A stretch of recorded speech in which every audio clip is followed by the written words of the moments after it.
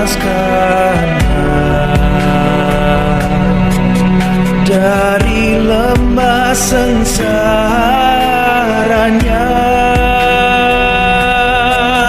Bersoraklah, hai Israel, menyambut Sang Immanuel.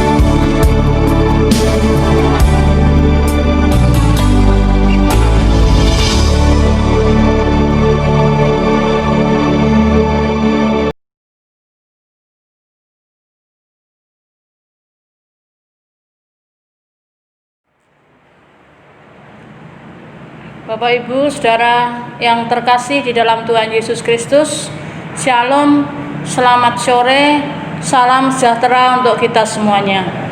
Damai dan sukacita oleh Roh Kudus melimpah senantiasa di dalam hati dan kehidupan kita. Ibu Bapak yang terkasih di dalam Tuhan Yesus Kristus, pada sore hari ini kita memasuki persekutuan doa masa Advent yang ketiga dengan tema sahabat yang tersingkirkan. Sebelum kita mendengarkan firman Tuhan, mari kita bersama-sama berdoa. Mari kita berdoa. Bapa yang di surga, Allah yang penuh dengan kemuliaan, Bapa yang kami kenal di dalam nama Tuhan kami Yesus Kristus, kami mengucap syukur Tuhan untuk pimpinan dan penyertaan-Mu di sepanjang hari ini. Tuhan telah menyertai segala aktivitas kami. Karena itu kami bersyukur atas kemurahan-Mu. Dan kami merasakan betapa banyaknya kemurahan yang patut kami syukuri sampai sore hari ini. Bapa yang makasih, pada saat ini Tuhan kami memasuki persekutuan masa Advent yang ketiga. Dalam melaksanakan persekutuan doa ini ya Tuhan, kami akan belajar membaca dan merenungkan firman-Mu. Kiranya Tuhan hadir di tengah-tengah kami. Kiranya Tuhan memimpin kami agar kami dapat mengerti dan memperbarui iman percaya kami. Pimpinlah ya Tuhan pada sore hari ini, urapi dengan Roh Kudus-Mu, sehingga kami mengerti akan kehendak-Mu. Berfirmanlah Tuhan melalui hamba-Mu, kami anak-anak-Mu siap untuk mendengarkan. Ketika kami datang pada sore hari ini terselip dosa, kami mohon pengampunan. Di dalam nama Tuhan Yesus Kristus, kami datang dan berdoa. Jemaat yang terkasih di dalam Tuhan, firman Tuhan pada sore hari ini tertulis di dalam kitab Matius 9, ayatnya 9 sampai dengan 13. Demikianlah sabda daripada Tuhan. Matius, pemungut cukai, mengikut Yesus. Setelah Yesus pergi dari situ, ia melihat seorang yang bernama Matius duduk di rumah cukai. Lalu ia berkata kepadanya, "Ikutlah aku." Maka berdirilah Matius lalu mengikut dia. Kemudian ketika Yesus makan di rumah Matius, datanglah banyak pemungut cukai dan orang berdosa dan makan bersama-sama dengan dia dan murid-muridnya. Pada waktu orang Farisi melihat hal itu, berkatalah mereka kepada murid-murid Yesus, "Mengapa gurumu makan bersama dengan pemungut cukai dan orang-orang berdosa?" Yesus mendengar dan berkata, "Bukan orang yang sehat yang memerlukan tabib, tetapi orang yang sakit. Jadi pergilah dan pelajarilah arti firman ini. Yang ku kehendaki ialah belas kasihan dan bukan persembahan. Karena aku datang bukan untuk memanggil orang benar, melainkan orang berdosa." Sampai di sini pembacaan firman Tuhan. Berbahagialah orang yang mendengarkan dan merenungkan serta melakukan di dalam kehidupan hari lepas hari. Jemaat yang terkasih di dalam Tuhan Yesus Kristus, bila ada satu pertanyaan kepada kita, siapakah yang paling siap merayakan Natal? Jawabnya bukan gereja A atau gereja B, tetapi jawabnya adalah pengusaha. Karena hari jauh-jauh sebelumnya telah merancang kegiatan untuk menyongsong Natal. Tentu rancangan-rancangan yang dibuat itu berdasar pada prinsip ekonomi, sehingga rancangan yang dibuat itu akan mendatangkan suatu keuntungan. Itulah yang menjadi pemikiran para pengusaha. Bapak Ibu yang terkasih di dalam Tuhan, bagaimana cara gereja untuk menyambut Natal? Bapak Ibu terkasih, biasanya jauh sebelum bulan Desember tiba, panitia Natal itu telah merancang kegiatan-kegiatan yang akan dilaksanakan untuk mempersiapkan Natal. Biasanya panitia membuat proposal dan kegiatan-kegiatan itu dituangkan di dalam proposal tersebut. Dan di dalam proposal itu direncanakan kegiatan-kegiatan yang dilakukan oleh warga jemaat. Misalnya dimulai dari kegiatan sekolah minggu. Anak-anak sudah mempersiapkan diri, berlatih untuk menghafalkan ayat Alkitab dan mungkin menari, dan masih ada yang lain. Sekolah minggu remaja sudah berlatih mempersiapkan diri, latihan vokal. Bagi yang remaja, pemuda mempersiapkan diri untuk latihan puji-pujian dengan band. Untuk warga dewasa, mereka telah mempersiapkan diri untuk latihan paduan suara. Tidak ketinggalan juga para adiuswa mempersiapkan latihan kegiatan kulintang dan kegiatan yang lain-lainnya. Ibu bapak yang terkasih, semuanya itu dilakukan dengan satu tujuan. Ketika nanti ibadah Natal dilaksanakan ataupun perayaan Natal dilaksanakan, mempunyai satu tujuan, yaitu agar yang hadir di dalam perayaan Natal itu, dalam ibadah Natal itu banyak. Karena kesuksesan daripada Natal biasanya diukur dengan hadirnya para jemaat pada saat itu. Dan terlebih dari itu tujuannya mungkin juga nanti semakin hari gereja kita jemaatnya semakin bertambah. Ibu bapak yang terkasih di dalam Tuhan, bagaimana dengan rancangan kita panitia di masa pandemi ini? Bapak Ibu tentu akan jauh berbeda seperti tahun-tahun yang lalu. Panitia pada tahun ini merancang bahwa yang rawuh atau yang hadir ke gereja justru diharapkan jangan begitu banyak. Sehingga rancangannya setiap kelompok hanya diperbolehkan 10 orang mengirim dari perwakilan kelompok masing-masing. Rancangan selain itu bahwa ibadah Natal di tahun ini adalah ibadah keluarga di rumah masing-masing. Bapak Ibu, di sepanjang kita bergereja belum pernah kita merayakan Natal, ibadah Natal di keluarga masing-masing. Tetapi Bapak Ibu jangan berkecil hati bahwa perayaan Natal atau ibadah Natal pada tahun ini tidak akan mengurangi sukacita untuk menyambut hadirnya Sang Mesias. Harapan bagi kita semuanya sehat di dalam lindungan Tuhan. Bapak Ibu yang terkasih di dalam Tuhan,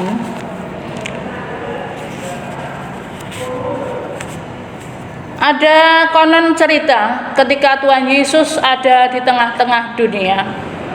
Yesus pernah datang di suatu ibadah Natal di gereja yang besar di kota besar ketika itu. Yesus mengikuti ibadah itu dengan hikmatnya. Setelah ibadah itu selesai, Tuhan Yesus keluar di dekat pintu. Ada satu harapan, nanti akan ada orang yang memberi salam dan mengucapkan salam kepadanya. Tetapi apa yang terjadi Bapak Ibu? Justru ketika ibadah sudah selesai, jemaat segera terburu-buru untuk pulang. Mereka tidak menghiraukan sekitarnya. Ketika itu Tuhan Yesus memutuskan untuk datang di gereja yang kecil di daerah yang terpencil. Sama, Yesus mengikuti ibadah itu dengan hikmatnya. warga jemaatnya bersahaja secara sederhana. Ketika ibadah itu selesai, mereka tidak berhambur-hambur segera pulang, tetapi mereka bersalam-salaman, mereka mengucapkan salam, mereka saling bertegur sapa, mereka saling bersendagurau, menunjukkan persahabatan yang kental ketika itu.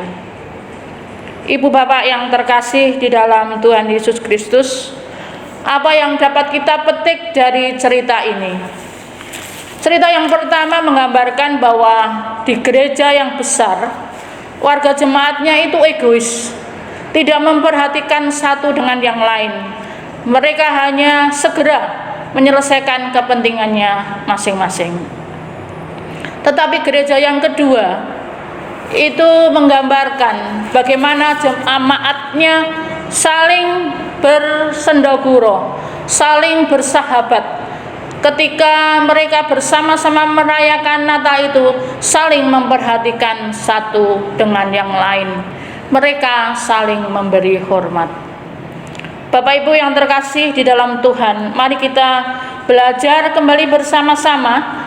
Kita melihat di dalam kitab Matius 9 ayat 9 sampai dengan 13. Di dalam perikop ini ada satu gambaran yang dapat kita lihat, yaitu yang pertama adalah pemungut cukai.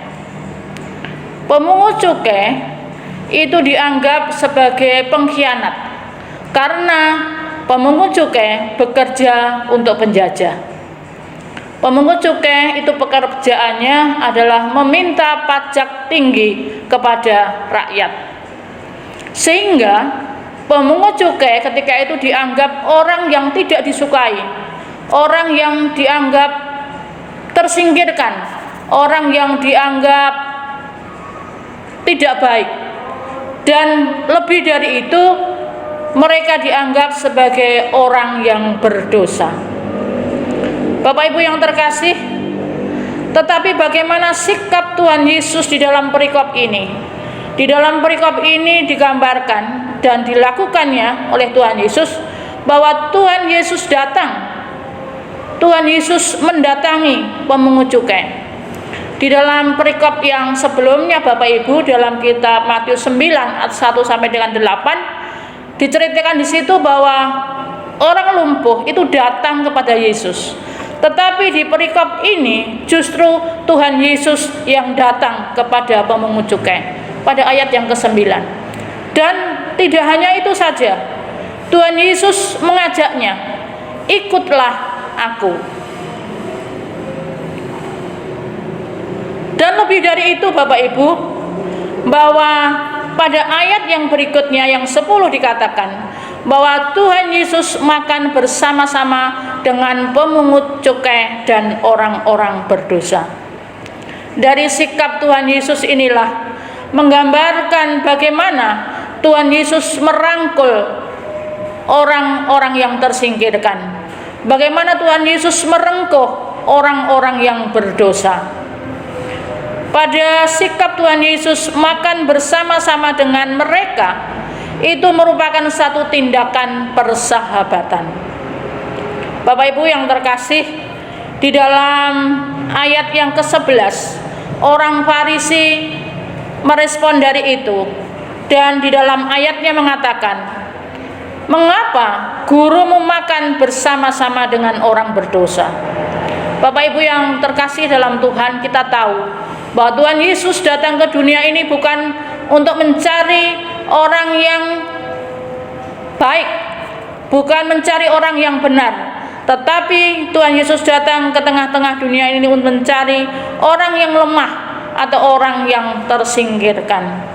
Ditegaskan pada ayat yang berikut, ayat yang ke-13, dikatakan bahwa aku datang bukan untuk memanggil orang benar, tetapi untuk orang berdosa. Ibu bapak yang terkasih di dalam Tuhan Yesus Kristus, bagaimana dengan sikap kita? Sering kita menganggap diri kita itu paling benar. Sering kita menganggap diri kita itu paling baik. Sering kita merasa tidak nyaman bergaul dengan orang yang kurang baik menurut kita. Ada banyak hal, beberapa pertimbangan yang mungkin kita takut dianggap jahat. Mungkin kita juga takut diperlakukan tidak baik oleh orang lain. Mungkin kita merasa tidak pantas bergaul dengan orang itu. Ibu bapak yang terkasih, apakah sikap seperti itu benar menurut kita? Mari kita belajar dari apa yang dilakukan Tuhan Yesus di dalam perikop ini. Janganlah kita merasa takut ketika kita tidak berbuat jahat. Janganlah kita takut diperlakukan tidak baik ketika kita berbuat baik. Firman Tuhan mengajarkan kepada kita pada sore hari ini untuk membuka diri kepada sahabat-sahabat kita yang tersingkirkan.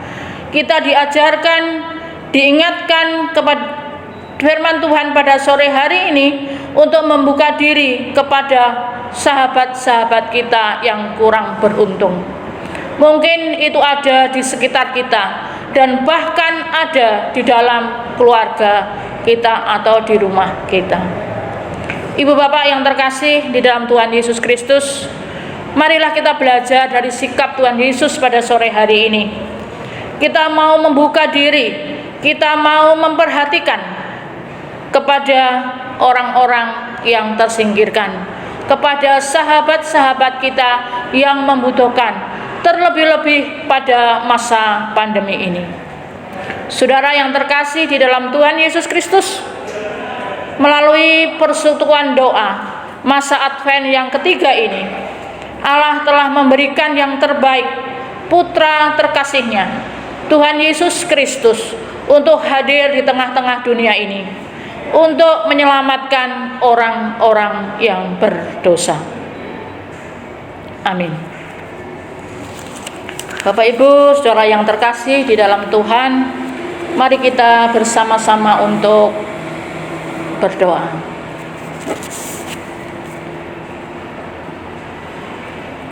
Bapa yang Maha Kasih, Bapa yang kami sembah di dalam nama Tuhan kami Yesus Kristus, kami sungguh mengucap syukur Tuhan melalui kebenaran firman-Mu pada sore hari ini. Kami diingatkan untuk senantiasa memperhatikan orang-orang yang lemah. Kami senantiasa diingatkan untuk memperhatikan sahabat-sahabat kami yang tersingkirkan. Ajarkanlah kami ya Tuhan untuk memperhatikan saudara-saudara kami yang kurang beruntung. Ajarkanlah kami ya Tuhan untuk membuang ego kami. Ajarkanlah kami Bapa untuk kami dapat berbagi dengan orang lain. Bapa yang di surga, kami menyadari Tuhan, kami belum dapat melakukan apa yang menjadi perintah-Mu. Tetapi kami percaya Tuhan akan senantiasa hadir untuk hidup kami, sehingga Engkau akan membimbing perilaku kami, Engkau akan membimbing tingkah laku kami melalui pimpinan Roh Kudus-Mu. Kiranya Engkau akan menyempurnakan seluruh kehidupan kami. Bapa yang Maha Kasih, kami ada karena rancangan-Mu. Engkau peduli kepada kami, Engkau hadir untuk memberi pertolongan kepada kami. Oleh karena itu Tuhan, di masa pandemi ini, kapan pandemi akan berakhir kita tidak tahu. Tetapi yang kami tahu, bahwa Allah senantiasa menyertai kehidupan kami. Oleh karena itu Tuhan, kami menyerahkan seluruh kehidupan kami. Kami menyerahkan kesehatan kami di masa pandemi ini Tuhan. Kami percaya Engkau akan menjagai kami. Kami percaya Engkau akan memelihara anak-anak-Mu. Engkau ada untuk setiap kami. Bapa di surga, pada sore hari ini kami akan menyerahkan persembahan yang dapat kami kumpulkan pada saat ini. Kiranya Engkau memberkati persembahan ini, sehingga persembahan ini dapat kita pakai untuk kemuliaan nama-Mu. Bapa yang ada di surga, ketika kita melaksanakan persekutuan doa pada sore hari ini terselip dosa, kami mohon pengampunan. Doa dan permohonan ini kami naikkan berlandaskan atas putra-Mu yang tunggal, Tuhan kami Yesus Kristus. Terima kasih Tuhan. Puji Tuhan, saudara-saudara yang terkasih di dalam Tuhan Yesus Kristus, kita percaya bahwa firman Tuhan menjadi berkat dan kekuatan iman kita, dan Roh Kudus akan menolong kita lebih lagi memahami firman Tuhan. Tuhan Yesus memberkati. Amin.